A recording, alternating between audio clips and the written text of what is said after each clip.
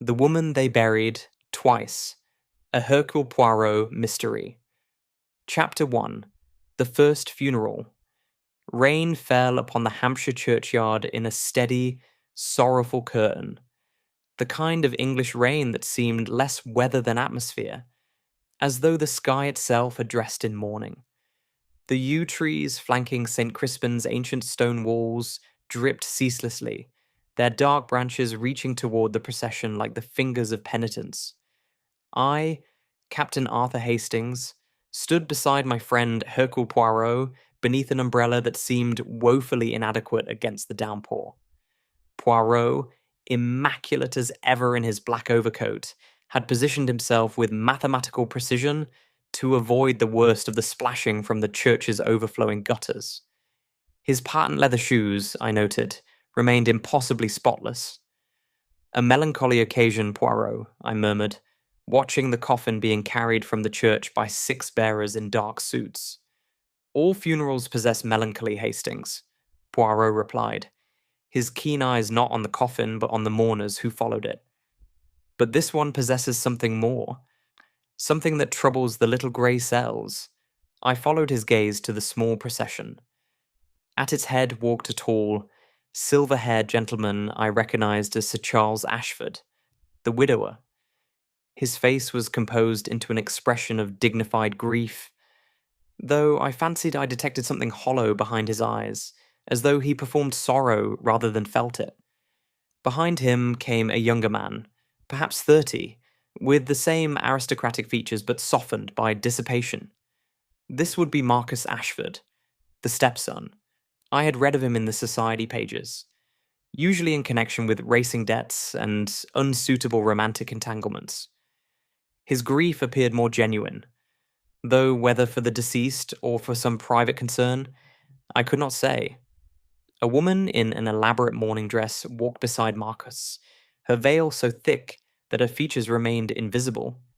She moved with the careful precision of one who feared the ground might give way beneath her. "The heavily veiled lady," I whispered. "Do you know her?"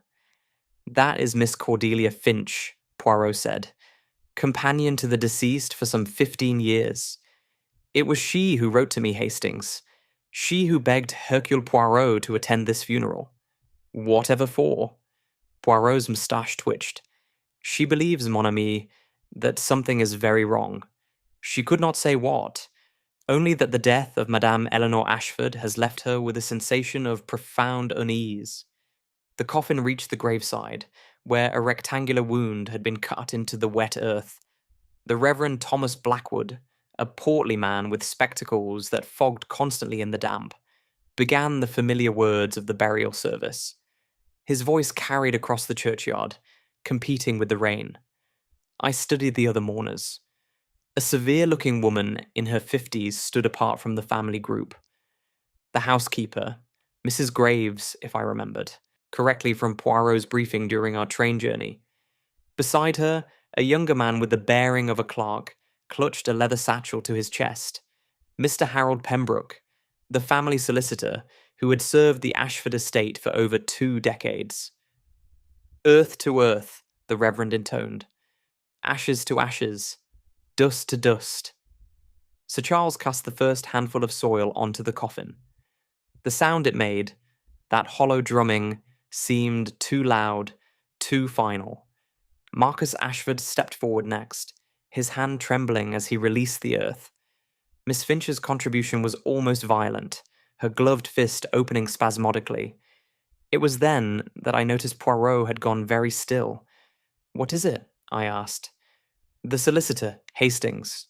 Observe his face." I looked at Pembroke. The man had gone pale as chalk, his eyes fixed on the grave with an expression I could only describe as terror. His lips moved soundlessly, and the leather satchel slipped from his fingers into the mud. He made no move to retrieve it. "He looks as though he's seen a ghost," I said. "Or perhaps," Poirot murmured, "as though he fears one." The reception following the funeral was held at Ashford Hall, a sprawling Georgian manor that had seen better days. The east wing showed signs of neglect. shuttered windows, ivy creeping unchecked across the stonework, while the west wing maintained an air of faded grandeur. It was, I thought, a house divided against itself. We had been invited, somewhat to my surprise, by Sir Charles himself. Upon learning of Poirot's presence at the funeral, he had approached us with a warmth that seemed at odds with the occasion. Monsieur Poirot, an honour, sir, a true honour. Eleanor often spoke of your work. She was fascinated by criminology, you know. Read every case reported in the papers. Sir Charles's handshake was firm, his smile practiced. You must stay for the reception. I insist. Now we stood in the drawing room, balancing cups of tea while black-clad figures murmured in corners.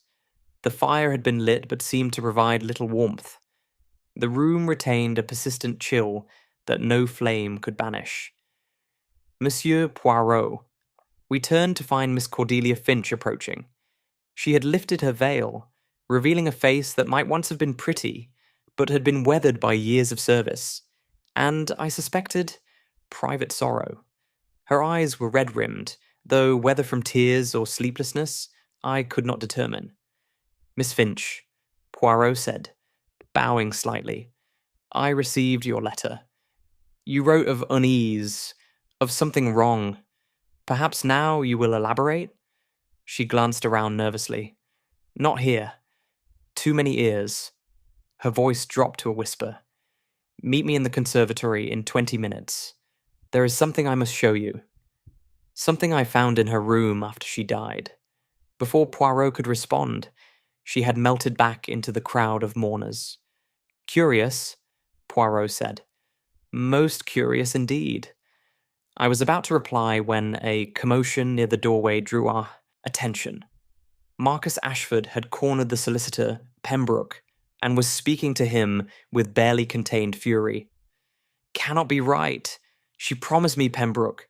She swore on my father's grave. Mr. Ashford, please, Pembroke stammered, clutching his recovered satchel like a shield. This is neither the time nor the place. The will reading is scheduled for tomorrow. Damn the schedule! I want answers now. Sir Charles appeared at his stepson's elbow, his composure unruffled. Marcus, you're making a scene. A scene? Marcus laughed bitterly. Eleanor's barely cold, and you're already celebrating, aren't you? 20 years of marriage to a woman you never loved. And now you've got it all. The house, the money, everything she inherited from my father. That's enough. Sir Charles's voice had hardened. We will discuss this privately, like civilized people. He steered Marcus toward a side door, leaving Pembroke trembling in their wake. The solicitor mopped his brow with a handkerchief, his eyes darting nervously around the room until they landed on Poirot. Something flickered in his expression. Recognition, fear, calculation, before he hurried away. The plot, as they say, thickens, I remarked. Poirot nodded slowly. Indeed, Hastings. But I wonder, is this merely the ordinary drama of inheritance and family resentment? Or is there something deeper? He patted his coat pocket, where Miss Finch's letter resided. She wrote that Madame Ashford's death was not natural, that the doctors were wrong, that Eleanor Ashford did not die of heart failure. Good Lord, she suspects murder? She suspects something, mon ami. What precisely, we shall discover in the conservatory. The conservatory was a glass-walled addition to the manor's south face, filled with exotic plants that seemed to wilt despite the humid warmth. Ferns drooped from hanging baskets, and the scent of jasmine hung heavy in the air. Sweet, almost cloying. Miss Finch was waiting for us beside a potted palm, her hands twisting together. Thank you for coming, she said. I wasn't certain you would. When a lady writes to Hercule Poirot of wrongness and unease, he does not ignore such a summons, Poirot replied. Now, Miss Finch, what is it you wish to show me? She reached into her pocket and withdrew a small object wrapped in cloth. Unwrapping it carefully, she revealed a ring, a simple gold band with an inscription on the inner surface. This was in her jewelry box, Miss Finch said. I found it the night she died, when I was sitting with her body. I'd never seen it before. In 15 years of dressing her, caring for her, I had never once seen this ring. Poirot took the ring, tilting it toward the light filtering through the glass ceiling. His eyes narrowed. The inscription, he murmured. To my darling M.L., forever yours, 1899. He looked up. M.L.? But Eleanor Ashford's maiden name was Pemberton. Eleanor Pemberton. Her initials would have been E.P. Exactly. Miss Finch's voice trembled. I don't understand it. Why would she have a wedding ring inscribed to someone else, and hidden away, never worn? Perhaps it belonged to a relative, I suggested. A keepsake. I considered that. But Eleanor never spoke of any relative with those initials. And there's something else. Something that's troubled me since the night she died. Miss Finch took a shuddering breath. I was with her at the end. I held her hand as she slipped away. And in those final moments, she spoke a name. Not Charles, not Marcus. She said Margaret. And then she said, forgive me.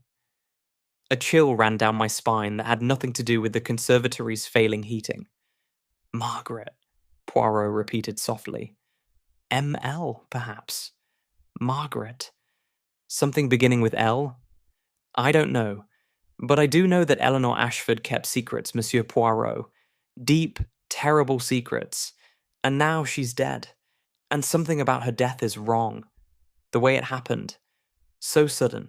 So convenient. Just days after she told me she was changing her will. Changing it how? She wouldn't say. But she was frightened, Monsieur Poirot. Truly frightened. She kept looking over her shoulder, checking the locks. She said... Miss Finch's voice cracked. She said the past was catching up with her. That sins have long memories. Poirot pocketed the ring. Miss Finch, I must ask you a difficult question. In your years with Madame Ashford, did you ever have cause to doubt her identity? The companion stared at him. Her identity? What do you mean? I mean precisely what I say. Was Eleanor Ashford truly Eleanor Ashford? Before Miss Finch could answer, the conservatory door burst open. It was Mrs. Graves, the housekeeper, her severe face flushed with exertion. Miss Finch, come quickly. There's been an accident at the churchyard. The gravediggers filling in the grave. They found something terrible. What? I demanded. What have they found? Mrs. Graves gripped the doorframe, her voice barely above a whisper. Bones, sir. Human bones. Beneath the coffin, in the earth. Someone else was buried in that grave. Someone who's been there for a very, very long time. Before we begin, tell us in the comments, where are you joining us from tonight? Your presence illuminates our journey through these shadowed mysteries. Now, let the story unfold. Chapter 2. The Exhumation. The rain had ceased by the time we returned to St. Crispin's churchyard, replaced by a heavy mist that clung to the headstones like shrouds. Lanterns had been lit around the open grave, their flickering light casting grotesque shadows across the wet grass. A small crowd had gathered, villagers drawn by the commotion, their faces pale and curious in the gloom. Inspector Gerald Hewitt of the Hampshire Constabulary stood at the grave's edge, a stout man with a walrus moustache and the harried expression of someone whose quiet rural posting had suddenly become complicated. He turned as we approached, his eyes widening in recognition. Monsieur Poirot! Good heavens, what brings you to Little Ashford? The same matter that now concerns you, Inspector, Poirot replied, picking his way carefully across the muddy ground. I was a guest at the funeral. The deceased's companion invited me. Well, you've arrived at a peculiar moment. Hewitt gestured toward the grave. Take a look, if you've the stomach for it. We approached the rectangular pit. The coffin of Eleanor Ashford had been raised and set aside on wooden planks, its polished surface now streaked with mud. But it was what lay beneath that arrested my attention. The gravediggers had excavated perhaps 2 feet below where the coffin had rested. There, partially exposed in the dark earth, lay the unmistakable form of a human skeleton. The bones were stained brown with age, fragments of rotted fabric still clinging to the ribcage. A skull grinned up at us, empty eye sockets reflecting the lantern light. Mon Dieu, Poirot breathed. Been there a good while, by the look of it, Hewitt said. 20 years at least, the doctor reckons. Maybe more. But this is consecrated ground, I protested. Surely the church keeps records of all burials. That's just it, Captain Hastings. There's no record of anyone being buried in this plot before today. According to the parish register, this grave was freshly dug for Mrs. Ashford. It should have been empty earth. Poirot knelt at the grave's edge, heedless of the mud staining his immaculate trousers.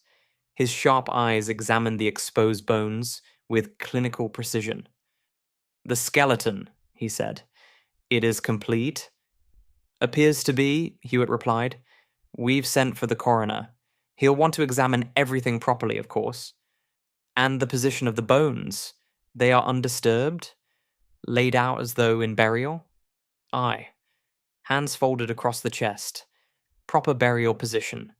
Whoever put this body here meant it to stay hidden. Poirot's gaze moved to something near the skeleton's left hand. He reached down, brushing away soil with delicate fingers, and withdrew a small object. What have you found? I asked. He held it up to the lantern light. It was a ring, tarnished and dirt-encrusted, but unmistakably gold. Poirot produced a handkerchief and cleaned it carefully, revealing an inscription on the inner band. To my darling M.L., forever yours, 1899, he read aloud.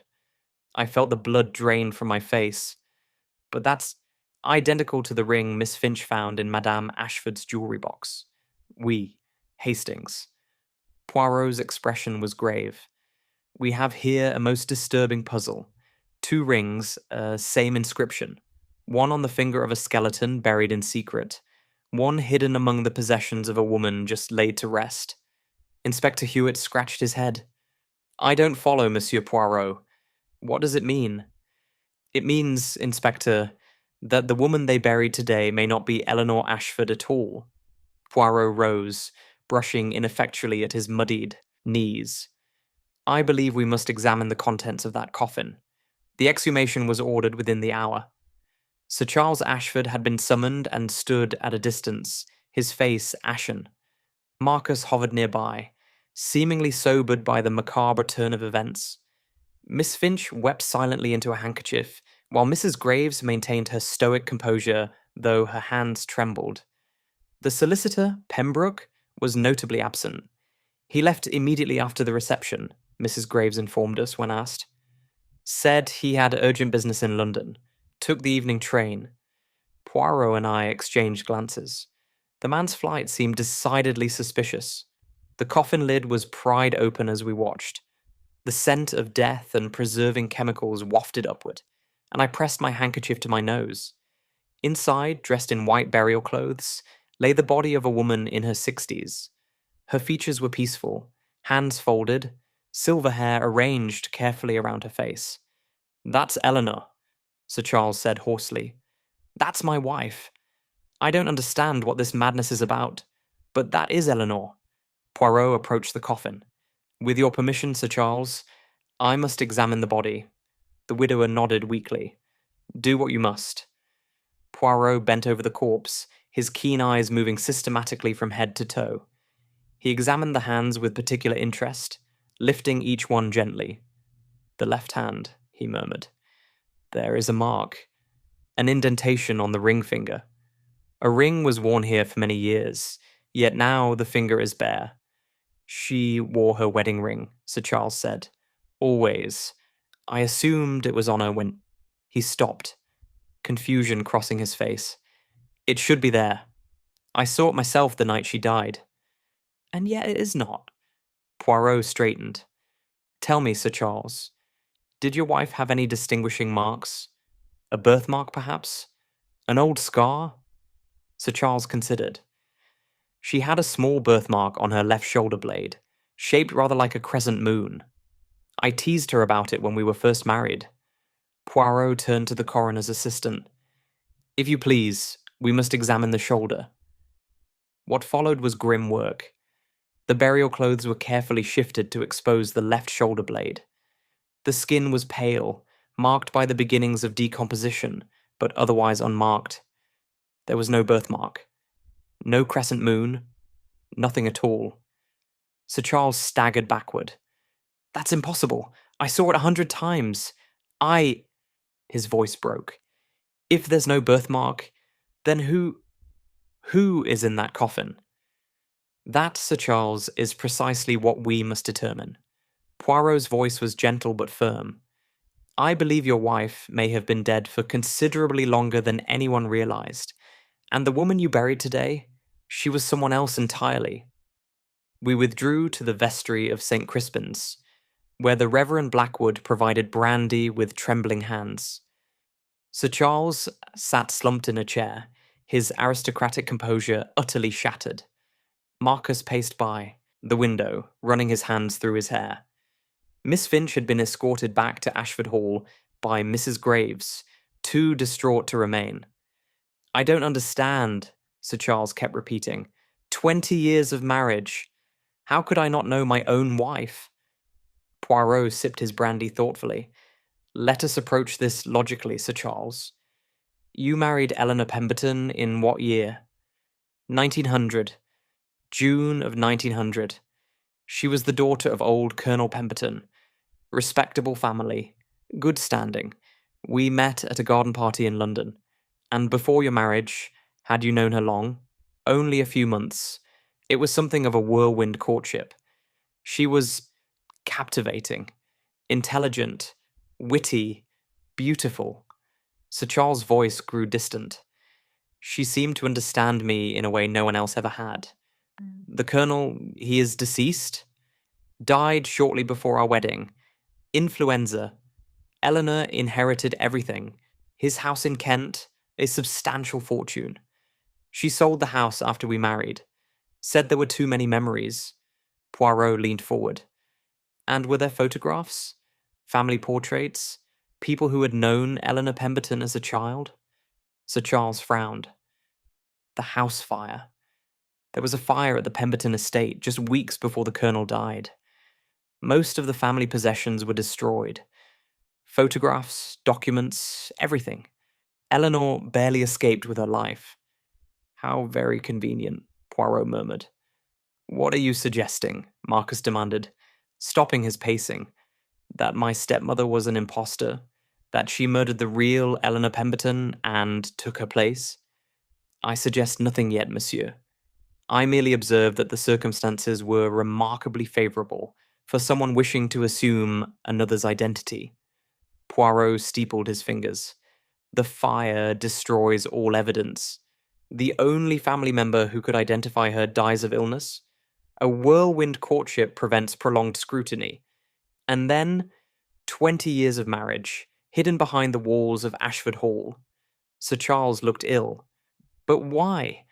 Why would anyone do such a thing? For the fortune, one presumes. The Pemberton inheritance was considerable, was it not? Yes. Several £1,000s, plus investments.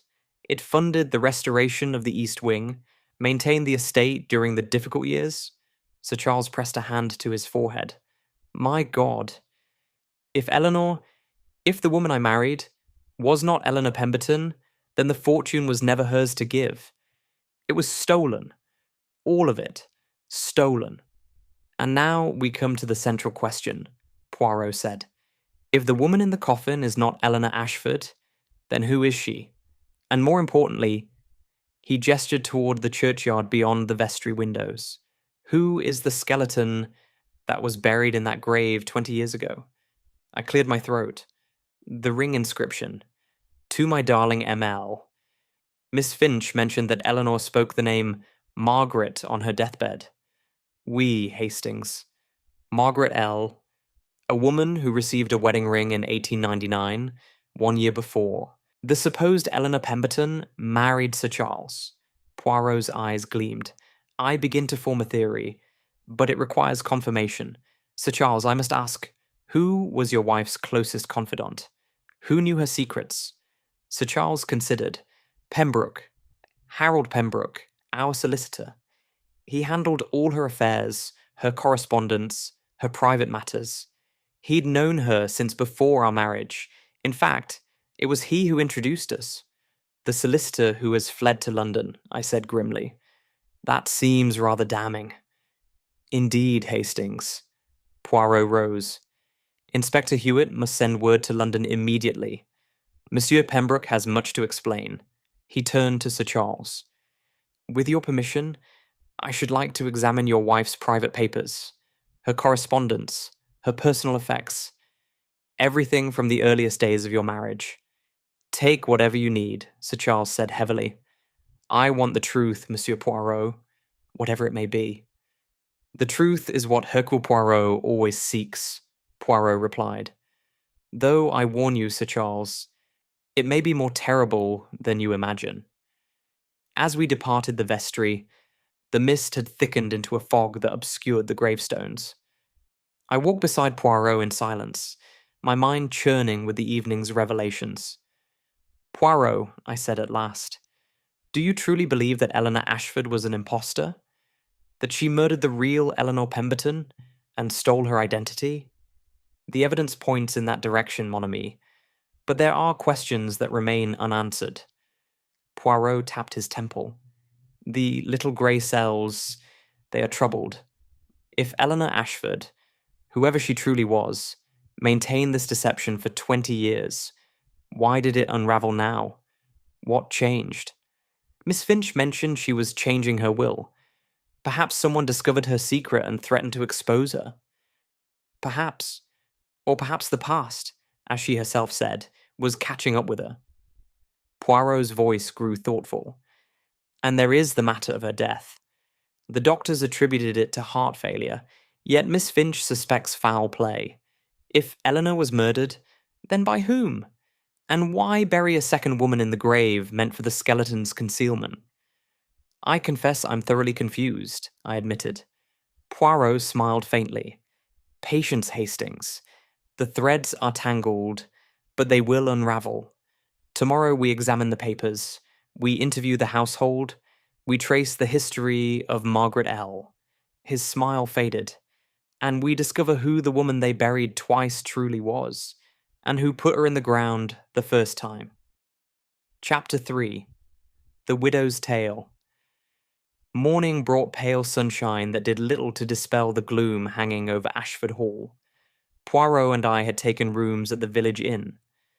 The Crooked Chimney, a quaint establishment whose landlord, Mr. Bartholomew Finch, no relation to Miss Cordelia, he assured us, proved a valuable source of local gossip. Strange business at the churchyard, he remarked, pouring our breakfast tea. Whole villages, talking of nothing else. Bones beneath the coffin, they say. A secret burial. The village talks, Poirot said, accepting his cup. And what does the village say of Madame Ashford? What manner of woman was she? Finch's jovial expression flickered. She kept to herself, sir. Rarely came into the village. 20 years she lived at the Hall, and I could count on one hand the times I served her in this establishment. He lowered his voice. Some folk thought her proud. Others said she was afraid. Afraid of what? Couldn't say, sir. But there were times, at church mostly, when she'd look over her shoulder, like she expected to see the devil himself standing there. Finch shrugged. Most put it down to nerves. Wealthy ladies often have delicate constitutions. After breakfast, we made our way to Ashford Hall. The morning light revealed what yesterday's rain had obscured. The full extent of the manor's divided nature. The west wing gleamed with recent paint and careful maintenance, while the east wing crumbled visibly, its windows dark, its gardens overgrown. Mrs. Graves admitted us, her face even more severe than the previous day. Sir Charles is in his study, she informed us. He asks that you begin wherever you see fit. I am to assist you in any way required. Excellent, Poirot said. Then we shall begin with you, Madame Graves. You have been housekeeper here for how long? 18 years, sir. I came 2 years after Sir Charles married. And in those 18 years, you came to know Madame Ashford well? Mrs. Graves's thin lips pressed together. I knew my place, sir. Mrs. Ashford was not one for familiarity with staff. Yet you observed her. A housekeeper observes everything, n'est-ce pas? Poirot's tone was gentle, coaxing. Tell me, what did you observe? We had moved into a small sitting room off the main hall. Mrs. Graves stood rigidly by the fireplace, her hands clasped before her. Mrs. Ashford was particular, she said finally, about certain things. Her privacy, especially. No one was permitted in her private sitting room without invitation. Not even Sir Charles. She kept her correspondence locked away, answered her own letters rather than dictating to a secretary. Unusual for a woman of her station. I thought so, sir, but it wasn't my place to comment. And her relationship with Sir Charles? It was harmonious? A pause. They maintained separate bedrooms from the first year of marriage. Sir Charles explained it as his wife's preference due to her delicate health. Mrs. Graves's eyes flickered, though I never saw evidence of any particular illness. Interesting, Poirot murmured. And Monsieur Marcus, the stepson, how did Madame Ashford treat him? Coldly, sir, always coldly.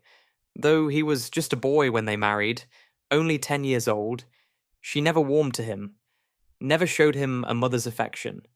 It caused friction between her and Sir Charles, especially in the early years. I leaned forward. Did Marcus resent her for it? He resented everything about her, Captain Hastings. The money she controlled, the influence she had over his father, the way she'd transformed this house. Mrs. Graves gestured toward the neglected east wing visible through the window.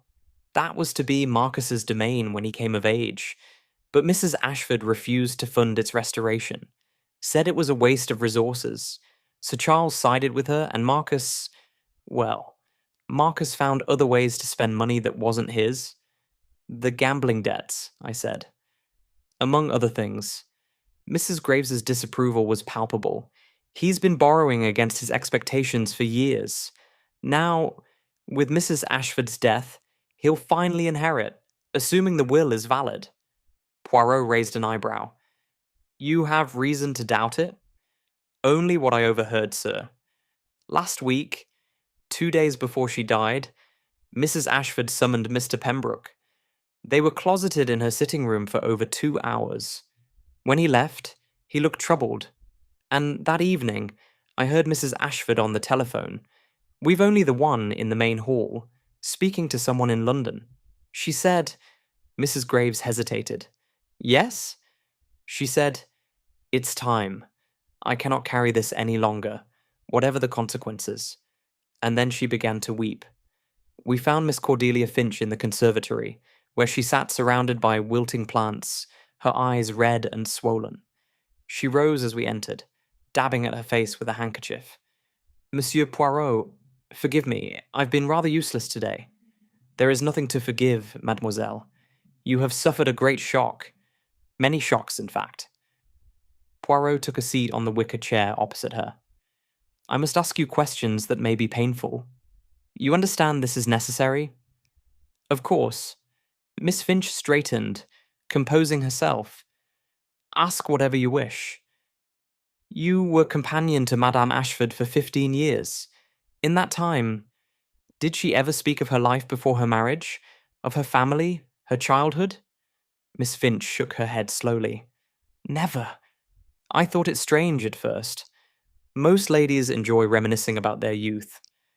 But whenever the subject arose, Eleanor, Mrs. Ashford, would change it immediately. Once, I found an old photograph in a book she was reading. A young woman in a garden. When I asked who it was, she snatched it from me and burned it in the fireplace. She was trembling, Monsieur Poirot.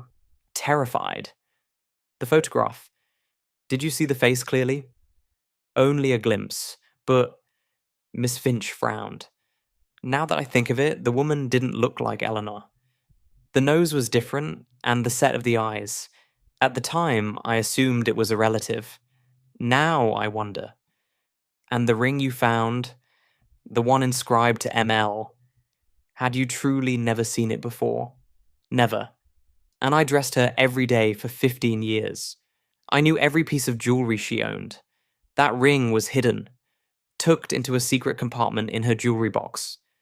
I only found it because the lining had come loose. Poirot produced the ring from his pocket. And this? The matching ring from the skeleton? Miss Finch recoiled slightly. Identical? How is that possible? A married couple, perhaps. Matching wedding bands. Poirot turned the ring in his fingers. ML, and whoever gave her this ring, both possessed identical bands inscribed with the same words, a promise of eternal devotion. Then the skeleton may well be ML herself, Margaret, as Madame Ashford spoke in her final moments. Poirot leaned forward. Miss Finch, I must ask you plainly. Do you believe Eleanor Ashford killed Margaret, whoever she was, and stole her identity? Miss Finch was silent for a long moment. When she spoke, her voice was barely a whisper. I loved Eleanor. Despite her coldness, despite her secrets, I loved her like a sister. But there was always something haunted about her. A guilt that never faded. Tears spilled down her cheeks. Yes, Monsieur Poirot, I believe she was capable of terrible things, and I believe those terrible things destroyed her in the end. Sir Charles received us in his study, a wood-panelled room lined with hunting trophies and leather-bound books that appeared never to have been opened. He looked as though he hadn't slept, his silver hair dishevelled, his eyes hollow. I've been going through her papers, he said, gesturing to the desk piled with correspondence. 20 years of letters, documents, records, and I realize now how little I actually knew her. Poirot examined the papers with keen interest. What have you discovered? Nothing concrete. She was meticulous. Too meticulous. Every letter carefully filed, but the personal ones are missing. There's a gap in the correspondence from 1898 to 1900. The years before our marriage. As if that period of her life never existed. The fire at the Pemberton estate, I said. Wouldn't that explain it? Perhaps. But these files were created after our marriage. If she had any records from her past, she deliberately excluded them. Sir Charles sank into his chair. There's also the matter of the East Wing. Poirot looked up. The neglected portion of the house? Eleanor refused to allow anyone in there. Not for restoration, not for cleaning, not for any reason. She said it was structurally unsafe, but I had an engineer examine it years ago, secretly. The structure is sound. Whatever her reasons, they weren't about safety. And you never questioned this?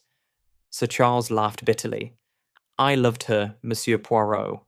Or I believed I did.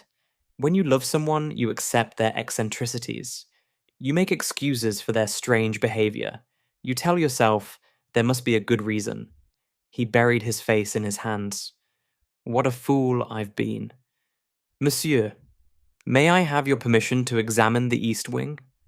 Sir Charles looked up, something flickering in his tired eyes. You think you'll find something there? I think, Sir Charles, that a woman who guards a secret so carefully will keep evidence of that. Secret close at hand. The East Wing has been sealed for 20 years. If there are answers to be found, they may well lie behind those locked doors. Sir Charles rose heavily. I'll get you the keys. They're in Eleanor's sitting room, the only set that exists. She always kept them on her person. He paused at the door. Whatever you find, Monsieur Poirot, I want to know. No matter how terrible, I need to understand who I married. You shall know everything, Poirot promised. This Hercule Poirot guarantees. We waited until Sir Charles returned with the keys, a heavy iron ring bearing 3 ancient-looking implements. His hand trembled as he passed them to Poirot. The largest opens the main door. The others, he shrugged. I don't know what rooms they access. I never had cause to find out. As we crossed the main hall toward the east wing corridor, we encountered Marcus Ashford descending the stairs. He stopped at the sight of us, his expression wary. Going somewhere interesting, Monsieur Poirot? The east wing, Monsieur Marcus. Something flickered in the young man's eyes. Fear, perhaps, or anticipation. The forbidden territory. Eleanor's private domain. He laughed, but there was no humor in it. Good luck. I've wanted to see what she was hiding in there for 20 years. And you never attempted to find out? Oh, I tried. Once, when I was 16. I broke a window on the ground floor, managed to get inside. Marcus's jaw tightened. Eleanor found out. She was different after that. Colder, if such a thing were possible. She told me that if I ever entered the East Wing again, she would destroy me utterly. I believed her. What did you see inside? Nothing, just empty rooms, dust, old furniture. But there was something. Marcus hesitated. A smell. Faint, but unmistakable. Like flowers left too long in a vase. Sweet and rotten at the same time. I've never forgotten it. Poirot nodded slowly. Merci, Monsieur Marcus. You have been most helpful. As we continued toward the east wing, I glanced at Poirot. The smell of decay? Perhaps Hastings. Or perhaps something else entirely. His expression was grave. The east wing has been sealed for 2 decades. What secrets lie within, we are about to discover. He inserted the largest key into the lock. It turned with a groan of protest, and the door swung open onto darkness. Chapter 4. Ghosts of the Past. The east wing exhaled a breath of stale air as the door creaked open, carrying with it the musty scent of abandonment and something else. Something faintly sweet, as Marcus had described. Poirot produced a small electric torch from his coat pocket, its beam cutting through the darkness to reveal a long corridor lined with closed doors. You came prepared, I remarked. Hercule Poirot is always prepared, mon ami. He stepped across the threshold, his footsteps raising small clouds of dust from the faded carpet. Come, let us see what Madame Ashford wished so desperately to hide. The first door opened onto what had once been a drawing room. Furniture stood shrouded in white dust covers, their shapes ghostly in the torchlight. Cobwebs draped from the ceiling like funeral bunting. Nothing had been touched in 2 decades, or so it appeared. But Poirot's sharp eyes noticed what mine did not. Observe, Hastings. He pointed to the floor. The dust is thick, yes, but see here, and here. The patterns are disturbed. Someone has walked this room, and recently. I looked closer. He was right. Faint tracks led from the door to a large armoire against the far wall, then back again. The footprints were small. A woman's, perhaps. Eleanor, I breathed. She came here before she died. So it would seem. Poirot crossed to the armoire and pulled open its doors. Inside, instead of clothes, we found shelves stacked with boxes. Document boxes. Dozens of them, labeled with dates spanning from 1899 to 1919. Mon Dieu, Poirot murmured. A hidden archive. He pulled down the earliest box, dated 1899, and set it on a dusty side table. Inside were letters, photographs, and newspaper clippings, all preserved with meticulous care. Poirot lifted the first photograph, and I heard his sharp intake of breath. Hastings. Look. The photograph showed 2 young women, perhaps 20 years of age, standing arm in arm in a garden. They wore identical white dresses, their hair styled in the fashion of the late Victorian era. But it was their faces that arrested me. They were almost identical. Twins, or close enough. One was smiling broadly, her eyes bright with mischief. The other's expression was more guarded, her smile not quite reaching her eyes. They could be sisters, I said. They are sisters. Poirot turned the photograph over. On the back, in faded ink, was written Margaret and Eleanor Pemberton, summer 1898. Margaret Pemberton, I said slowly. M.L. Margaret. What? She married someone whose surname began with L? It would seem so. Poirot set the photograph aside and withdrew a bundle of letters tied with faded ribbon. The top envelope was addressed to Miss Eleanor Pemberton, Pemberton House, Kent. The handwriting was elegant, feminine. Poirot untied the ribbon and unfolded the first letter. His eyes moved rapidly across the page, his expression growing increasingly grave. What does it say? It is from Margaret, written in early 1899. Poirot read aloud, his voice soft in the dusty silence. Dearest Eleanor, I write to share the most wonderful news. Charles has proposed, and I have accepted. We are to be married in June. Father approves. You know how he dotes on Charles. And I could not be happier. I only wish you could share in my joy, but I know your circumstances make travel difficult. Perhaps when you're feeling stronger, you might visit? I have enclosed a photograph of Charles. Is he not handsome? He speaks of you often, wondering about the sister I love so dearly. I have promised him that when we are settled, you shall come to live with us. No more dreary sanatoriums, no more lonely rooms. We shall be a family at last. Your loving sister, Margaret. I frowned. Charles? Sir Charles Ashford? It would appear so. Poirot's brow furrowed. Margaret Pemberton was engaged to Charles Ashford in 1899. Yet, according to Sir Charles, he married Eleanor Pemberton in 1900. He withdrew the next letter, dated 3 months later. Dearest Eleanor, something troubles me, and I must confide in someone. Charles has been acting strangely these past weeks. He's often absent, claims business in London, yet returns with no explanation. And Harold, Mr. Pembroke, the solicitor, watches me with an expression I cannot fathom. I feel as though something is happening behind my back, something I am not meant to see. Father's health has worsened. The doctors give him months, perhaps less. I know I should focus on him, but I cannot shake this unease.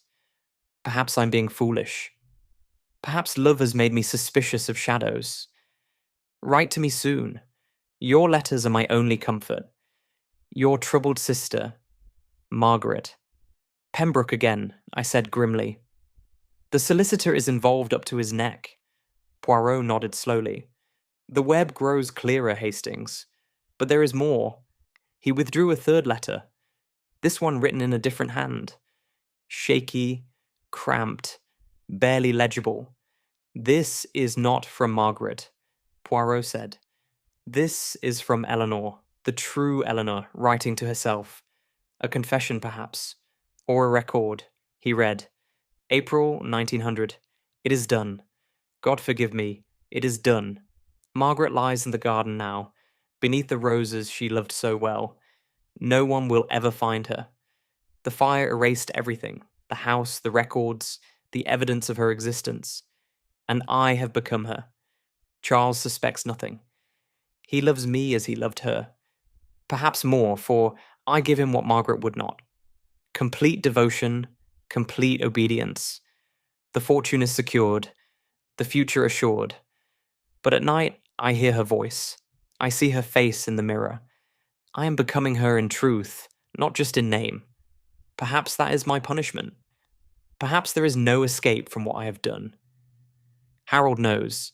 He helped me, the fire, the documents, the story of my death in the sanatorium. He asks for money, always more money. I pay because what choice do I have? We are bound together now, conspirators in murder. I killed my sister, I stole her life, and I will carry this sin until I die. E.P. The silence in that dusty room was absolute. I felt as though the temperature had dropped, as though Margaret's ghost stood watching us from the shadows. She killed her own sister, I said hoarsely. Murdered her and took her place. We, Hastings. The true Eleanor Pemberton was ill, confined to sanatoriums, perhaps with tuberculosis or another chronic condition. She was the forgotten sister, the invisible one, while Margaret was healthy, beautiful, engaged to a wealthy man. Poirot's voice was heavy with sorrow. Jealousy, perhaps, or desperation. She wanted what her sister had, and she was willing to kill for it. And Pembroke helped her cover it up. For money. Always for money. Poirot gathered the letters carefully. This explains his terror at the graveside. He knew what lay beneath the earth. He had helped bury Margaret Pemberton 20 years ago, never suspecting that her grave would be disturbed. I moved to the window, pulling aside the rotted curtain. Pale light filtered through grimy glass, illuminating a garden below, overgrown now, but once clearly formal and beautiful. The roses, I said. She wrote that Margaret lies beneath the roses. Poirot joined me at the window. Below us, barely visible through years of neglect, a rose garden sprawled in wild abandon. At its center stood a stone sundial, weathered and cracked. But the skeleton was found in the churchyard, I protested. Not here. Precisely the question, mon ami. Poirot tapped his chin thoughtfully. Eleanor wrote that she buried Margaret in the garden, yet Margaret's remains, if they are Margaret's, were discovered in consecrated ground. Someone moved the body. Eleanor herself, perhaps. Perhaps. Or perhaps someone else discovered her secret and used it against her. Poirot turned from the window. We must continue our search. There is more to find here.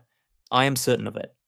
The second key on the ring opened a door at the end of the corridor, a smaller room. Once, perhaps, a private sitting room. Unlike the drawing room, this space showed signs of recent use. The dust was thinner, a chair had been pulled to a small desk, and on the desk lay a leather-bound journal.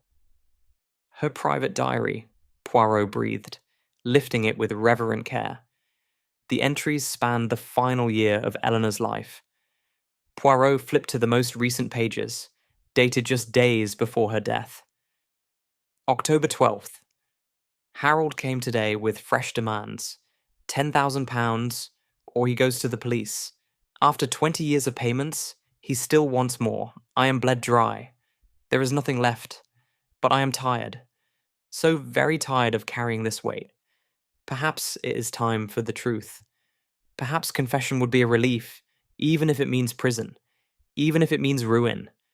I have contacted a London solicitor, one Harold does not know. I am changing my will. Everything to charity. Nothing to Charles, nothing to Marcus, nothing to Harold. Let them all scramble for crumbs. I no longer care. Margaret's voice grows louder every night. She's calling me home. October 14th. I told Harold my decision today. His face went white, then red with fury. He called me ungrateful, foolish, dangerous.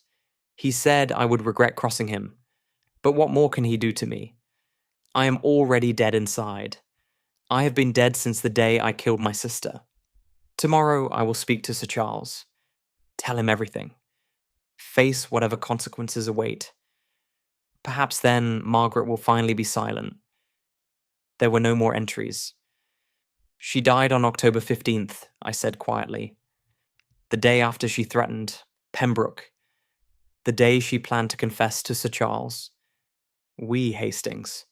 Poirot's eyes gleamed with cold certainty. And now we see the shape of it. Eleanor was going to reveal everything. Her identity theft, the murder of Margaret, Pembroke's complicity in the cover-up. She was going to change her will, cutting Pembroke out entirely.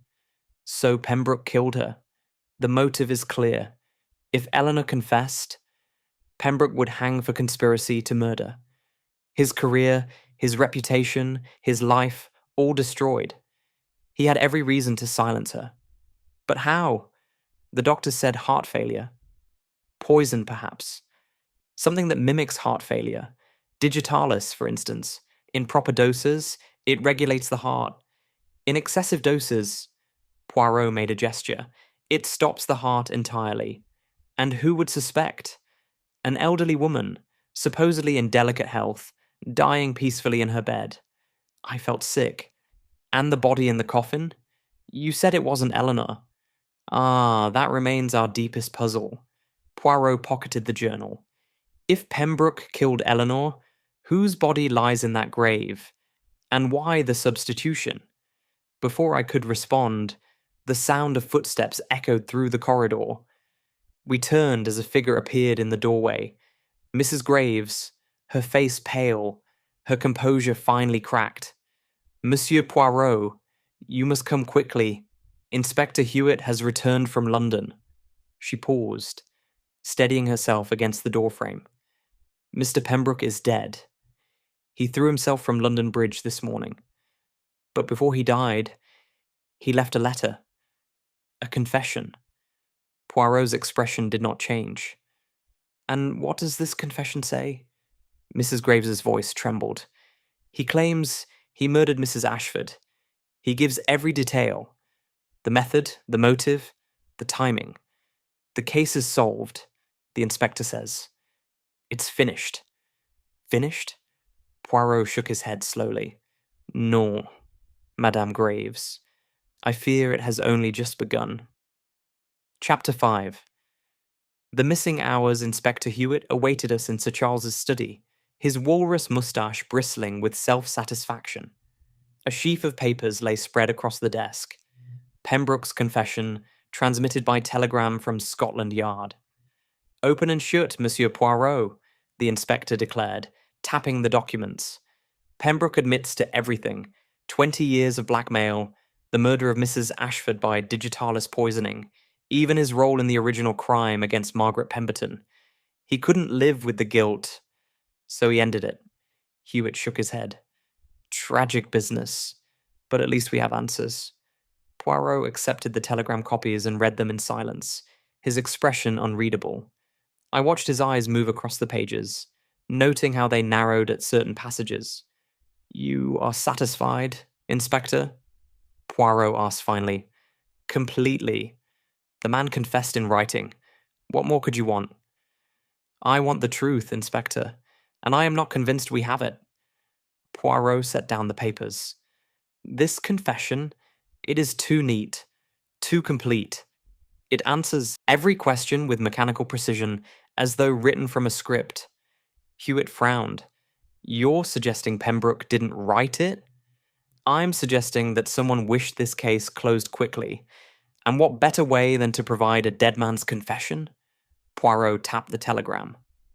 Consider.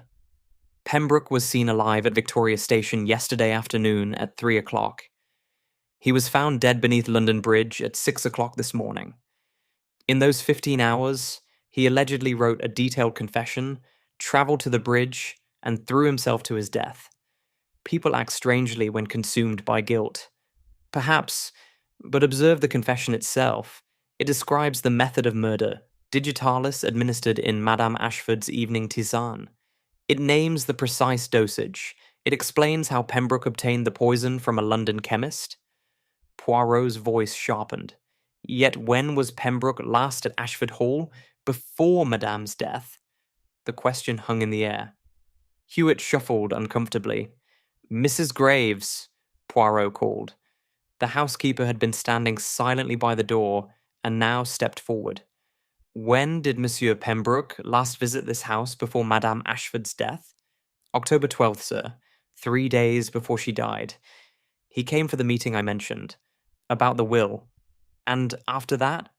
He didn't return until the funeral, sir. I'm certain of it. Poirot turned to Hewitt with a thin smile. You see the difficulty, Inspector? If Pembroke poisoned Madame Ashford's tisane, he must have been present in the house the night she died. October 15th. But according to Mrs. Graves, he was not here. Perhaps he snuck in, Hewitt suggested weakly. After dark, through a window, a 60-year-old solicitor with rheumatism climbing through windows. It strains credulity. Poirot shook his head. Non, Inspector. Pembroke did not administer the poison. Someone else did. And that someone has used Pembroke's death, perhaps even caused it, to deflect suspicion. Sir Charles, who had been listening in stunned silence, finally spoke. "You're saying Pembroke was murdered as well? That there are two killers?" "I am saying, Sir Charles, that we must reconstruct the events of October 15th with absolute precision. Every person, every moment, every cup of tisane." Poirot's gaze swept the room. "Who was present in this house the night your wife died?" The household assembled in the drawing room at Poirot's request. Sir Charles, Marcus Ashford, Miss Cordelia Finch, Mrs. Graves, and the remaining servants, a cook named Mrs. Battersby, and a young housemaid, Lily. "I shall ask each of you to account for your movements on the evening of October 15th, Poirot announced. "The evening Madame Ashford died. You will speak truthfully, and you will omit nothing. A woman's death, perhaps two deaths, demands no less." Sir Charles spoke first. "I was in London that day. Business at my club. I didn't return until nearly midnight. By then," his voice cracked. "By then, Eleanor was already gone. Miss Finch found her." "At what time did you leave for London?" "Mid-morning, 10 o'clock perhaps." "And you can verify this? Witnesses at your club?" "Certainly. I dined there with Lord Hartwell. We played cards until 11. Poirot nodded, making a note. "Monsieur Marcus?" The young man's jaw tightened. "I was at the races. Epsom. I left early in the morning and didn't return until the following day. I have a dozen witnesses who will confirm it. Bookmakers mostly." A bitter smile. "My debts are well documented." "So neither gentleman was present when Madame Ashford died." Poirot turned to Miss Finch. "And you, mademoiselle?" Miss Finch's hands twisted in her lap. "I was here all day. Eleanor, Mrs. Ashford, wasn't feeling well. She'd been agitated since Mr. Pembroke's visit, barely eating, sleeping poorly. I tried to persuade her to see a doctor, but she refused. Describe the evening. Every detail. We dined together at 7, just the two of us. Mrs. Battersby prepared a light meal. Soup, cold chicken, a little fruit. Eleanor barely touched it. Afterward, we sat in the small parlour. She was writing letters. I was reading." Miss Finch's voice wavered. "At 9 o'clock, I prepared her evening tisane, as I did every night. Chamomile with honey. She drank it, said she was tired, and retired to her room." "You prepared the tisane yourself?" "Yes. In the kitchen.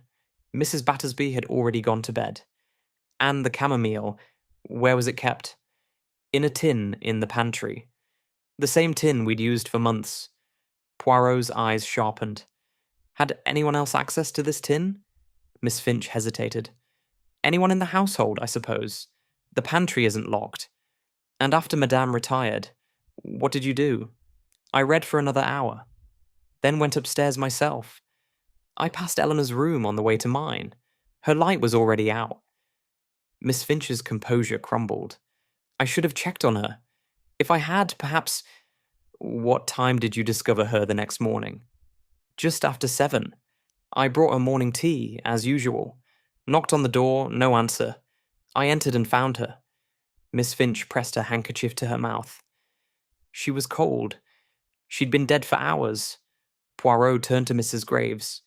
"And you, madame? Your movements that evening?" "I supervised the dinner service, then retired to my rooms in the servants' wing at 8:30. I heard nothing unusual. The first I knew of Mrs. Ashford's death was when Miss Finch came running downstairs, screaming. 'The other servants!' Mrs. Battersby, a stout woman with flour-dusted hands, confirmed she'd gone to bed at 8. Lily, the housemaid, had been polishing silver in the butler's pantry until 9, then retired." "No one saw anything unusual?" Poirot pressed. "No visitors? No sounds from Madame's room?" Lily raised a timid hand. "There was one thing, sir. I didn't think much of it at the time, but around 8:30, I heard the garden door open and close, the one that leads to the East Wing terrace."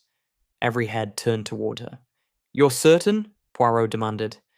"Yes, sir. It has a particular squeak. I remember because I wondered who'd be going into the garden so late. It was already dark." "Did you see who it was?" "No, sir. I was in the pantry. I just heard the door. Poirot's expression grew intent. The garden door. It leads to the terrace, you say? And from the terrace, one can access the east wing? Yes, sir. But the east wing's locked. Has been for years. Locked to most, perhaps. Poirot withdrew the iron keyring from his pocket. But Madame Ashford had the keys, and if someone knew where she kept them. We returned to the east wing, Lily's revelation burning in my mind. The garden door stood at the end of a ground floor corridor, opening onto a stone terrace overgrown with dead vines. In daylight, the neglect was even more apparent. Cracked flagstones, a broken balustrade, the wild tangle of the rose garden beyond. Someone came through here the night Eleanor died, I said. But who? And why? Poirot knelt at the threshold, examining the flagstones with his torch. Mud. Hastings. Old dried mud, but disturbed recently. Someone walked this path within the past week. He straightened and moved along the terrace, his eyes scanning every surface. At the far end, a set of stone steps descended into the garden. The rose bushes crowded close, their thorns catching at our clothes as we pushed through. The sundial, Poirot murmured. Eleanor wrote that Margaret was buried beneath the roses, and at the center of this garden, we reached the sundial, a weathered stone column topped by a bronze plate. But it was not the dial that caught Poirot's attention. It was the ground surrounding it. The earth had been disturbed. Recently. Someone has been digging here, I breathed. We, Hastings, and not long ago. Poirot circled the sundial, his gaze fixed on the churned soil. The skeleton in the churchyard. It was moved from here, from Margaret's original grave. But why? Why move her after 20 years? Because someone wanted her found. Poirot's voice was grim. Think, Hastings. Eleanor was about to confess. She was about to reveal everything. The murder, the identity theft, Pembroke's complicity. If she had lived to speak, the whole sordid tale would have emerged. So the killer silenced her. But why dig up Margaret? To ensure the secret died with Eleanor? No, that makes no sense. Exposing the skeleton only raised more questions. Poirot pressed his fingers to his temples. Unless the killer wanted the secret revealed. Wanted Eleanor exposed, even in death. But who would benefit from that? Poirot was silent for a long moment. When he spoke, his voice was barely above a whisper. Someone who was harmed by Eleanor's deception. Someone who lost something precious because of what she did. His eyes lifted to the ruined east wing. Margaret was engaged to Charles Ashford. She was to inherit the Pemberton fortune. When Eleanor killed her and took her place, Margaret lost everything. Her future, her fortune, her very identity. But Margaret is dead. She can't seek revenge from the grave. No, Hastings. But what if Margaret was not alone? What if there was someone else who loved her? Someone who knew the truth? Poirot's gaze grew distant. The matching wedding rings. To my darling M.L., forever yours. Margaret had a secret marriage, perhaps. A husband who never forgot what was taken from him. Good God. You think Margaret's husband killed Eleanor? I think, mon ami, that we have been looking at this mystery from the wrong angle. We assumed Eleanor was the victim, but perhaps she was merely the final piece in a revenge 20 years in the making. He turned abruptly toward the house. Come, Hastings. We must examine the parish records, marriages from 1899. If Margaret Pemberton wed in secret before her death, there will be a record. And if we find it, Poirot's expression was carved from stone. Then we will know the name of our true killer. Chapter 6. The Second Grave. The parish records of St. Crispin's were kept in a cramped vestry office, presided over by the Reverend Blackwood, with the nervous attention of a man guarding sacred relics. Leather-bound registers lined the walls, their spines cracked and faded, containing the births, marriages, and deaths of little Ashford, stretching back 3 centuries. 1899, you say? The Reverend adjusted his spectacles, pulling down a heavy volume. Marriages. Let me see. Poirot stood at his shoulder, his patience absolute. I paced by the narrow window, watching the afternoon light fade over the churchyard where this strange saga had begun. Here we are, January through December, 1899. The Reverend turned the yellowed pages with care. Quite a few weddings that year. The Hartley girl to the butcher's son. Old Widow Crane's remarriage. Ah. He stopped, his finger hovering over an entry near the bottom of a page. This is unusual, he murmured. I don't recall this one at all. Before my time, of course, but still. One would expect some memory of it in the parish. Poirot leaned closer. What does it say? December 23rd, 1899. Marriage of Thomas Edward Langley, gentleman, to Margaret Ann Pemberton, spinster. Witnessed by Harold Pembroke and one other. The signature is illegible. The Reverend looked up, bewildered. Margaret Pemberton? But she was engaged to Sir Charles Ashford. Everyone knew that. A secret marriage, Poirot said softly. Performed just months before she was to wed another. And witnessed by Pembroke himself. His eyes gleamed. The threads, Hastings. They begin to weave together. Thomas Langley, I repeated. Who was he? The Reverend consulted another register. Deaths. His finger traced down the columns until it stopped abruptly.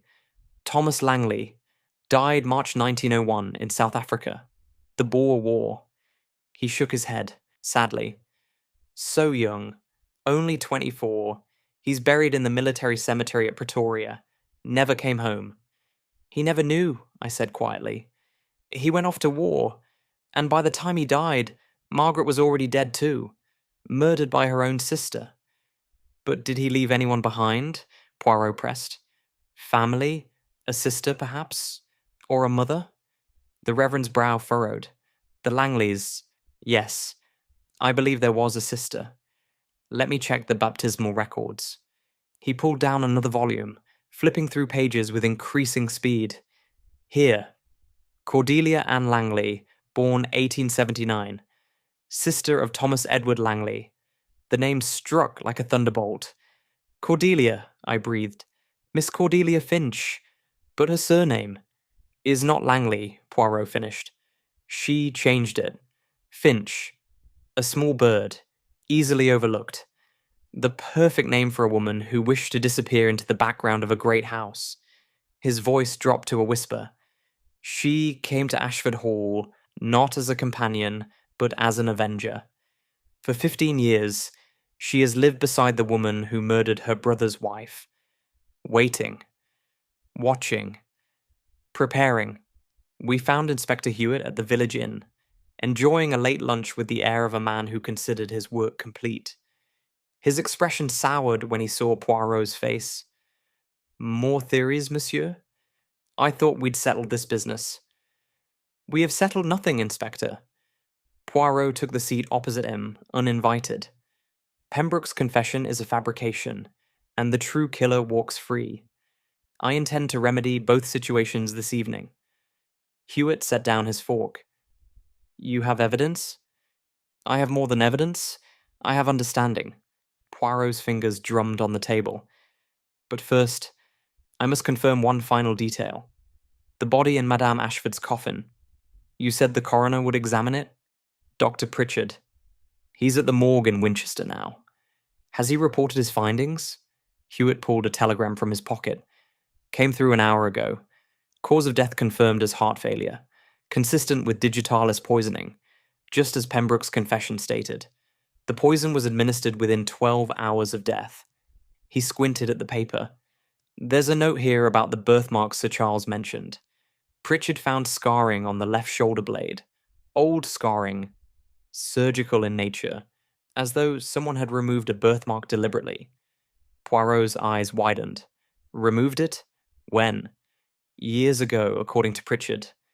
The scar tissue is fully healed. He estimates a decade or more.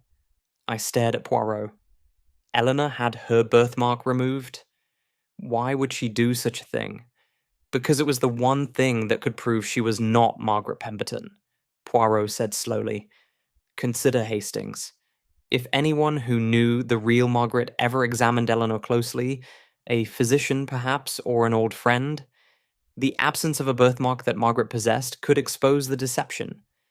But if Eleanor claimed the mark as her own, and then had it removed citing some medical concern, he nodded.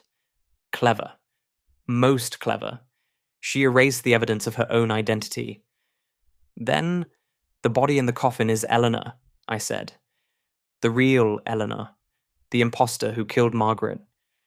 We, and Sir Charles, who remembered the birthmark from the early years of his marriage, did not know it had been removed. Eleanor kept even that secret from him. Poirot rose abruptly. Come, Hastings. We return to Ashford Hall. Tonight, this matter ends. The household had gathered in the drawing room at Poirot's request. Sir Charles, haggard and bewildered. Marcus, sullen and watchful. Mrs. Graves, rigid with disapproval. Miss Finch, pale and trembling. Inspector Hewitt stood by the door, his scepticism poorly concealed. Only the servants were absent, dismissed to their quarters. A fire crackled in the hearth, casting dancing shadows across the portrait of Eleanor Ashford that hung above the mantelpiece. In the flickering light, her painted eyes seemed almost alive, watchful, accusing. Thank you all for your patience, Poirot began, standing before the fireplace with his hands clasped behind his back. This case has been most complex, a labyrinth of deception spanning 20 years. But the little grey cells, they have untangled the threads at last. Get on with it, man, Marcus muttered. We already know what happened. Pembroke killed her and then threw himself off a bridge. Pembroke killed no one, Monsieur Marcus. He was himself a victim, murdered to silence him and to provide a convenient scapegoat. Poirot's gaze swept the room. The true killer sits among us now. Miss Finch's hands clenched in her lap. Mrs. Graves drew a sharp breath. Sir Charles merely looked exhausted, beyond surprise. Let me tell you a story, Poirot continued. It begins in 1899, with two sisters, Margaret and Eleanor Pemberton. Margaret was beautiful, healthy, engaged to a promising gentleman named Charles Ashford. Eleanor was sickly, confined to sanatoriums, overlooked and forgotten. He paused, letting the silence stretch. But Eleanor had one advantage. She looked remarkably like her sister. And when jealousy and desperation consumed her, she formed a terrible plan. She would kill Margaret, assume her identity, and claim everything. The fortune, the fiancé, the future that should have been hers. We know this, Sir Charles said heavily. We found her confession. We. But you do not know everything. For Margaret had a secret marriage. On December 23rd, 1899, she wed Thomas Langley in this very church. Pembroke witnessed it. The marriage was kept hidden because Margaret feared her father's disapproval, and because she was already publicly engaged to you, Sir Charles. Sir Charles's face went white. She was married? To someone else? A brief marriage. Tragically brief. Thomas Langley went off to the Boer War mere weeks after the wedding. He died in South Africa in 1901, never knowing that his wife had been murdered months before. Poirot's voice softened. Never knowing that the woman living in his wife's place was an imposter. But what does this have to do with Eleanor's death now? Mrs. Graves demanded. Everything, madame. Poirot turned to face Miss Finch directly. Because Thomas Langley had a sister, a devoted sister who loved him dearly and who, when he died, discovered the truth about what had happened to his wife. A sister who changed her name, entered service, and found employment at Ashford Hall, where she waited 15 years for her revenge. Every eye in the room fixed on Miss Finch. Cordelia Langley, Poirot said quietly. That is your true name, is it not? For a long moment, Miss Finch did not move. Then, slowly, she raised her head. The trembling had stopped. Her pale features had hardened into something cold and resolute. "You're cleverer than I expected, Monsieur Poirot," she said. Her voice was different now, stronger, stripped of the timid companion's deference. "I wondered if you would see through it all." "Mon Dieu," Sir Charles breathed. "Cordelia, Miss Finch, you killed Eleanor." "I killed the woman who murdered my brother's wife." Miss Finch rose from her chair, her movements deliberate. "For 15 years, I served her, dressed her, listened to her complaints, watched her spend the fortune that should have belonged to Margaret, and every single day, I imagined this moment." "The digitalis," Poirot said. "You added it to the chamomile tin over a period of weeks, did you not? Small doses at first, enough to weaken her heart gradually, and then a final lethal concentration on the night of October 15th. She never suspected. She trusted me completely."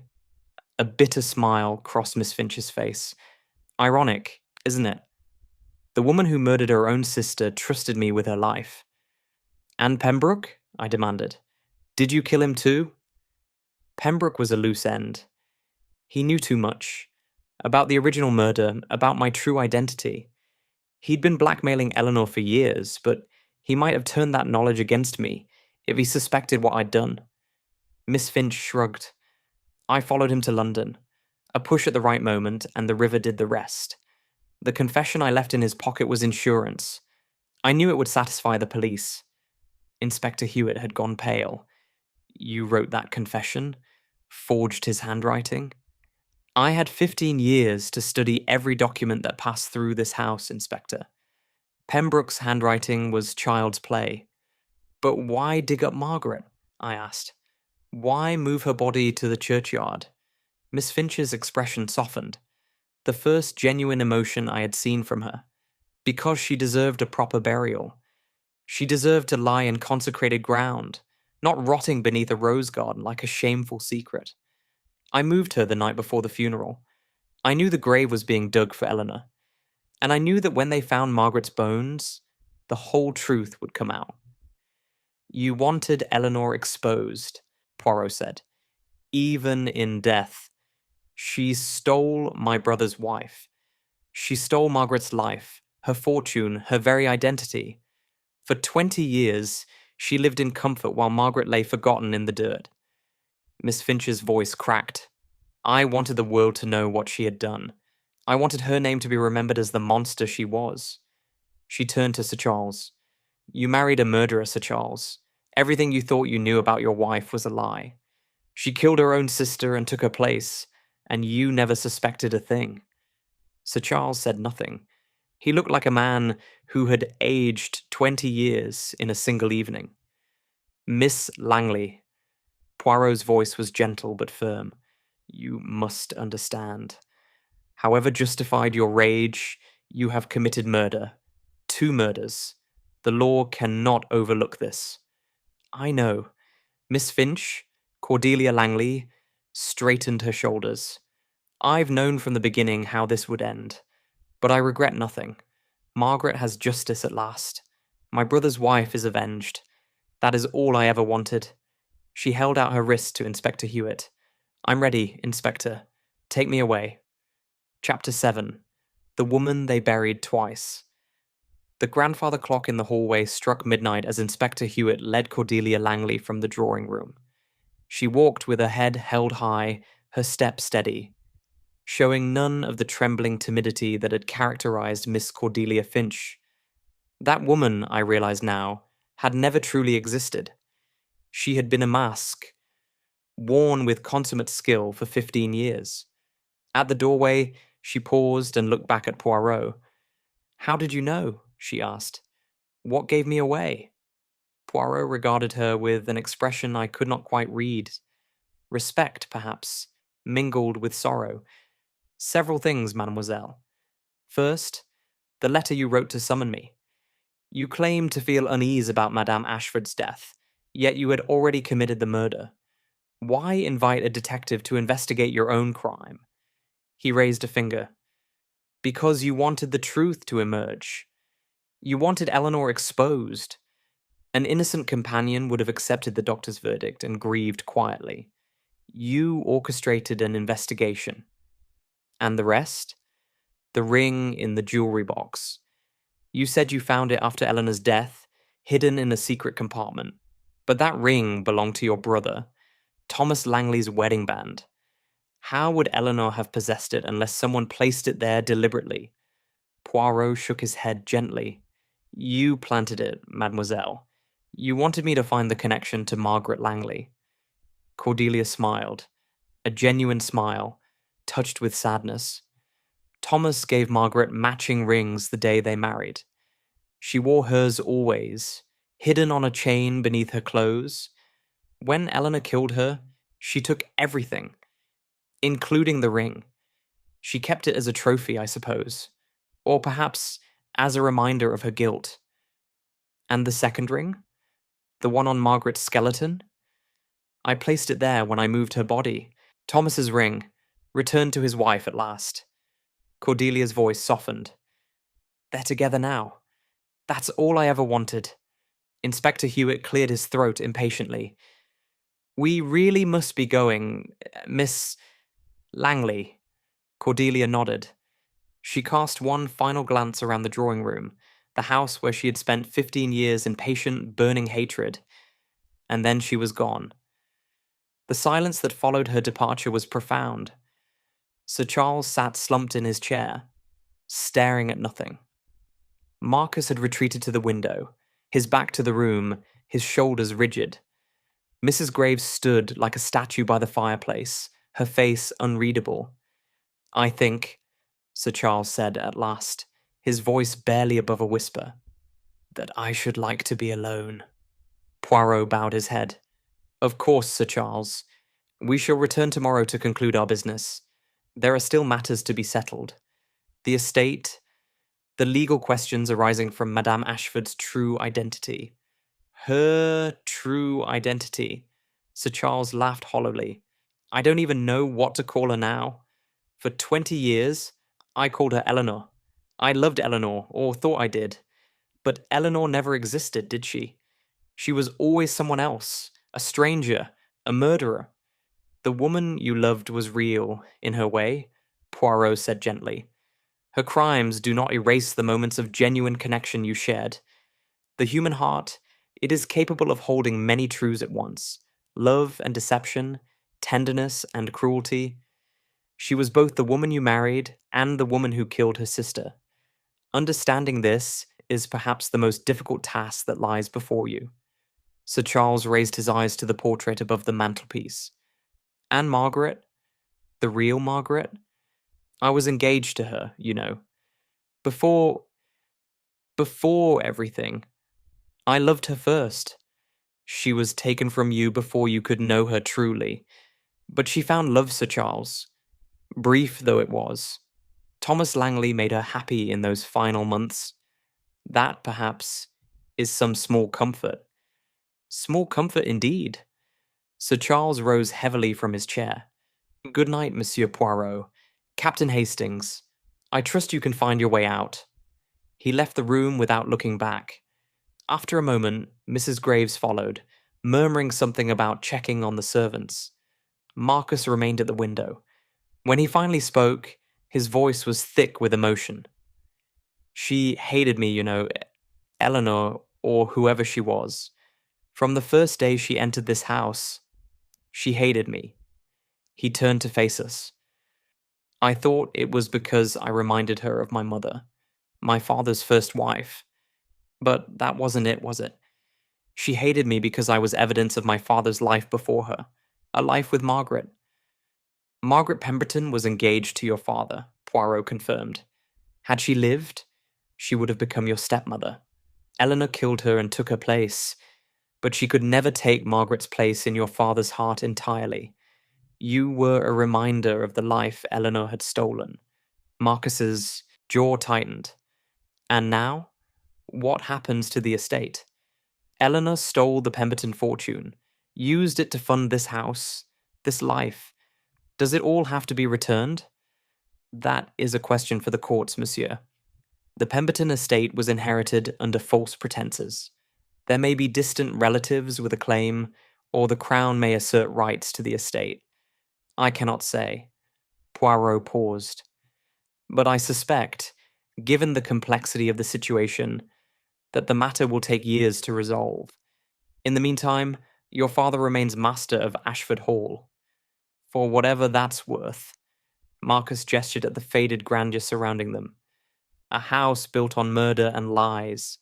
Perhaps it's fitting that it's falling apart. He strode from the room, leaving Poirot and me alone at last. We walked back to the crooked chimney through the quiet village streets, the moon casting silver light across the cobblestones. The night air was crisp and cold, carrying the scent of wood smoke and approaching winter. A melancholy resolution, Poirot, I said at length. Justice has been served, I suppose. But at such a cost. Justice. Poirot repeated the word thoughtfully. Yes, Hastings, justice has been served. But whose justice? And at what price? Cordelia Langley will hang for what she's done. She murdered 2 people. She avenged a murdered woman who had no one else to speak for her. For 20 years, Margaret Langley lay forgotten in an unmarked grave while her killer lived in comfort and prosperity. Poirot shook his head slowly. I do not condone what Cordelia did. Murder is never justified, never excusable. But I understand it, Hastings. I understand the fire that burned in her heart. You almost sound sympathetic. Sympathy is not approval, mon ami. I can feel sorrow for Cordelia Langley without absolving her of her crimes. He sighed. She sacrificed everything, her identity, her freedom, her very soul, for 15 years of patient vengeance, and in the end, she achieved her goal. Margaret's story has been told. Eleanor's crimes have been exposed, but Cordelia herself is lost. We walked in silence for a time. The inn appeared ahead, its windows glowing warmly in the darkness. There is one thing I still don't understand, I said. Why did Cordelia wait so long? 15 years of living alongside the woman who murdered her brother's wife. Why not act sooner? Poirot smiled faintly. A question I asked myself, Hastings. And I believe the answer lies in the nature of Cordelia's revenge. She did not wish merely to kill Eleanor. She wished to destroy her utterly, to expose her crimes, ruin her reputation, and ensure that the truth survived her death. The body in the churchyard, the planted ring, the invitation to investigate. Précisément, Cordelia constructed an elaborate mechanism of revelation.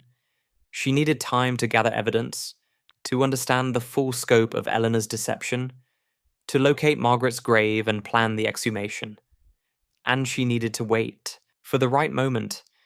A moment when Eleanor was vulnerable, when her secrets were on the verge of emerging anyway. Eleanor's decision to change her will. Her plan to confess. Exactly. When Eleanor told Cordelia that she intended to reveal everything, Cordelia knew her moment had come. She could not allow Eleanor to control the narrative, to confess on her own terms, perhaps with mitigating explanations, perhaps with the sympathy of a repentant sinner. Poirot's voice hardened. No, Cordelia wanted Eleanor to die with her secrets intact, and then to have those secrets dragged into the light by an outside investigator. She wanted the world to see Eleanor as a monster, not as a penitent. And she succeeded. She succeeded magnificently. Eleanor Ashford will be remembered as a murderer and identity thief. Margaret Langley will be remembered as an innocent victim, murdered by her own sister, and Cordelia... Poirot paused at the inn's doorway. Cordelia will be remembered as a woman who loved too deeply and hated too long. A cautionary tale, Hastings. The little grey cells, they observe that revenge is a poison that destroys the vessel that carries it. We departed Little Ashford the following afternoon, after a final meeting with Sir Charles and Inspector Hewitt, to conclude the official business. The weather had turned grey and cold, matching the sombre mood that hung over Ashford Hall. Sir Charles stood on the front steps to bid us farewell. He looked older than when we had arrived, stooped, diminished, as though the revelations of the past days had drained something vital from him. "I've made arrangements for Margaret," he said quietly. "She'll be buried properly in the Ashford family plot. It's the least I can do. For the woman I was supposed to marry. The woman I failed to protect." "You could not have known, Sir Charles," Poirot said. "Eleanor's deception was masterful. She fooled everyone, including those who had known Margaret personally. Perhaps, but I should have seen something. Some sign, some hint, that the woman I married was not who she claimed to be." Sir Charles shook his head wearily.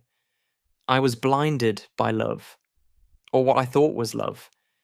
I wanted so desperately to believe in her that I ignored every warning sign." "The heart sees what it wishes to see," Poirot replied. "This is the tragedy of human nature, Sir Charles. We construct stories about the people we love, and we cling to those stories even when the truth stares us in the face. Eleanor exploited this weakness, but the fault lies with her, not with you." Sir Charles attempted a smile. It did not quite succeed. "Thank you, Monsieur Poirot, for everything. I know the truth now, at least. That's worth something. The truth is always worth something, Sir Charles. Sometimes it is all we have." We shook hands, and Poirot and I descended the steps to the waiting car. As we drove away, I looked back at Ashford Hall, its divided wings, its faded grandeur, its secrets, finally exposed to the light. Sir Charles stood watching us go, a solitary figure against the grey stone. "Do you think he'll recover?" I asked. "In time, perhaps. He is a resilient man, and he has his son to consider. Marcus will need guidance in the years ahead. The inheritance dispute will be complex and contentious." Poirot settled back in his seat. "But the scars of this affair will never fully heal. Sir Charles loved a woman who did not exist. He built his life around a beautiful lie. That is not something one simply forgets. The village of Little Ashford fell away behind us, its church spire disappearing into the mist. I thought of Margaret Langley, finally at rest in consecrated ground. I thought of Cordelia, awaiting trial in a London prison. I thought of Eleanor, the real Eleanor, the forgotten sister who had transformed herself into a murderer and lived with that burden for 20 years. "Poirot," I said suddenly, "do you think Eleanor ever felt remorse for what she did to Margaret?" Poirot considered the question carefully. "The diary entries suggest she did, Hastings. She wrote of hearing Margaret's voice, of seeing her face in mirrors. She described her guilt as a weight she could not escape." He paused. "But remorse without confession is merely self-pity. Eleanor had 20 years to tell the truth, to surrender herself to justice, to give Margaret a proper burial. She did none of these things. Instead, she clung to her stolen life until the very end. And yet she was planning to confess. That's what Cordelia said. Eleanor was going to reveal everything the day after she died. And therein lies the final irony of this tragic affair. Had Eleanor lived one more day, she might have found the redemption she sought. She might have unburdened her conscience and faced the consequences of her crimes. But Cordelia, in her determination to control Eleanor's legacy, robbed her of that chance." Poirot's voice was heavy with sadness. "Two sisters, Hastings. One killed the other for a life she coveted. And in the end, that stolen life became a prison from which there was no escape." The car rumbled along the country roads, carrying us back toward London. The afternoon light was fading, and the first stars were beginning to appear in the eastern sky. "What will you remember most about this case?" I asked. Poirot was silent for a long moment. When he spoke, his voice was soft, almost gentle. "I will remember the rings, Hastings. Those two simple gold bands, inscribed with the same words, 'To my darling M.L., forever yours.' Thomas Langley gave them to his bride on their wedding day, promising eternal devotion. Margaret wore hers until the day she died. And Eleanor, the impostor, the murderer, kept the other hidden in her jewelry box for 20 years, unable to discard this evidence of the life she had destroyed. He shook his head slowly. Love and guilt, Hastings. They are two sides of the same coin. Eleanor kept that ring because she could not forget what she had done. And Cordelia spent 15 years in servitude because she could not forget what had been done to her brother's wife. In the end, neither of them could escape the past.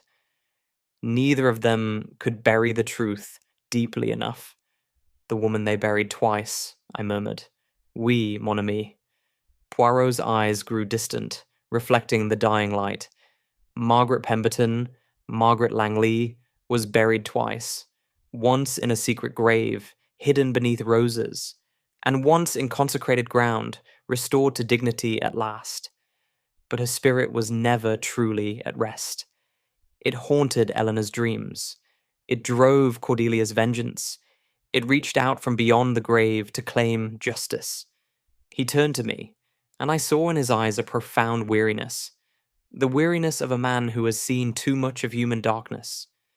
There is no crime, Hastings, that does not carry within it the seeds of its own destruction. Eleanor thought she had committed the perfect murder. She believed she had buried the truth forever. But the truth, it does not stay buried. It rises, like a ghost, to haunt those who thought themselves safe. The car crested a hill, and the lights of London appeared on the horizon, a glittering constellation against the gathering night. Justice has been served, Poirot concluded softly. But at what cost? 3 lives destroyed, a family shattered, a village forever marked by tragedy. He sighed. The little grey cells, they solve the puzzle, but they cannot undo the harm that has been done. They cannot restore what has been lost. He fell silent, and we drove on through the darkness, leaving the ghosts of Ashford Hall behind us. And so concludes our tale of the woman they buried twice.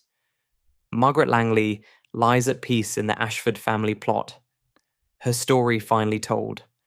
Cordelia Langley awaits her fate, unrepentant to the end, and Hercule Poirot returns to London, carrying with him the melancholy certainty that some truths, once buried, should perhaps remain hidden forever. But the truth, as Poirot observed, does not stay buried. It rises, it haunts, it claims its due. Until next time, dear listeners, remember, the past is never truly past, and the dead sometimes refuse to stay silent. Good night.